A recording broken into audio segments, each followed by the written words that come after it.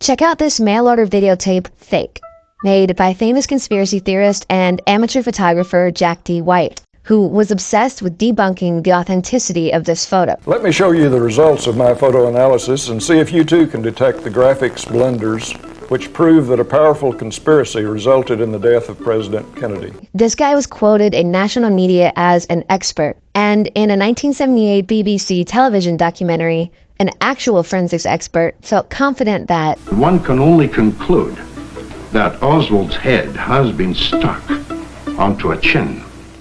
the flaw in these approaches is that people tend to overestimate their ability to determine real-world physics from a single two-dimensional image.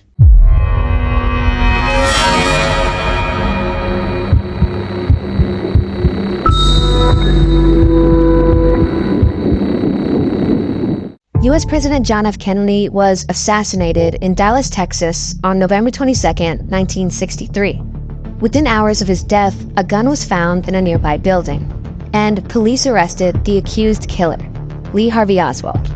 Oswald denied it. I didn't shoot anybody. He said somebody had set him up. I'm just a patsy. President. But when the Dallas police searched his belongings, they found these. 2 photos of Oswald posing in his backyard, holding the gun that killed the president. The photos definitively linked Oswald to the murder weapon and made the case against him airtight in the minds of investigators. But when they showed Oswald the photos, he insisted they were fakes and that his head had been superimposed onto someone else's body to frame him. The next day, Oswald was shot to death while in police custody, sparking rumors that the U.S. government was covering up the real story of the assassination and who else might be involved. And this photo, which has been scrutinized, deconstructed, and reconstructed ever since, is at the heart of it. Conspiracy theorists argue that a powerful entity like the KGB, CIA, Mafia, or Kennedy's successor to the presidency had to be involved in such a high-profile murder. And if these photos are fake, it suggests a far-reaching conspiracy framed Oswald for a crime he said he didn't commit, or at least didn't commit on his own. This is the most notorious of the backyard photos.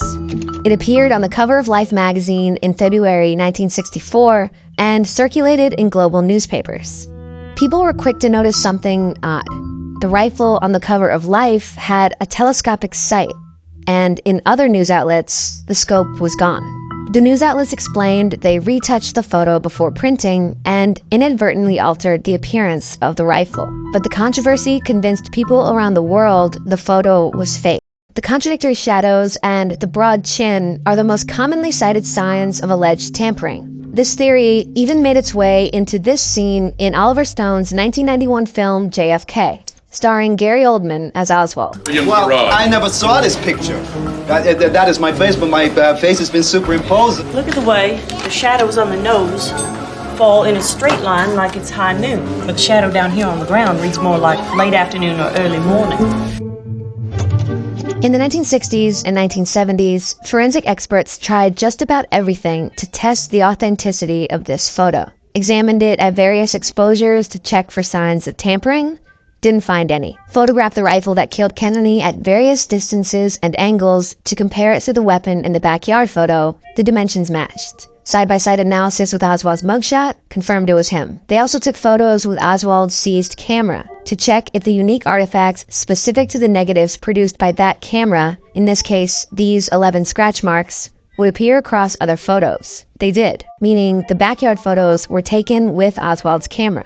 Investigators even recreated the photo numerous times to see if the shadow angles were possible in a single image, most successfully in this one, taken exactly 4 years after the original at the same hour in Oswald's former backyard. The shadows matched up, straight down on the face and at an angle for the body. They concluded again and again that the backyard photos were taken with Oswald's camera and there were no signs of fakery, using 3D modeling software to rule out the 4 problems of the photo.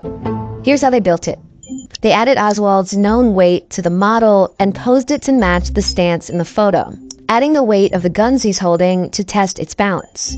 Oswald's mugshot provided a reference for the narrow chin and shape of the nose. Finally, they lit the scene with a single light source, moving it around until the shadows looked just right.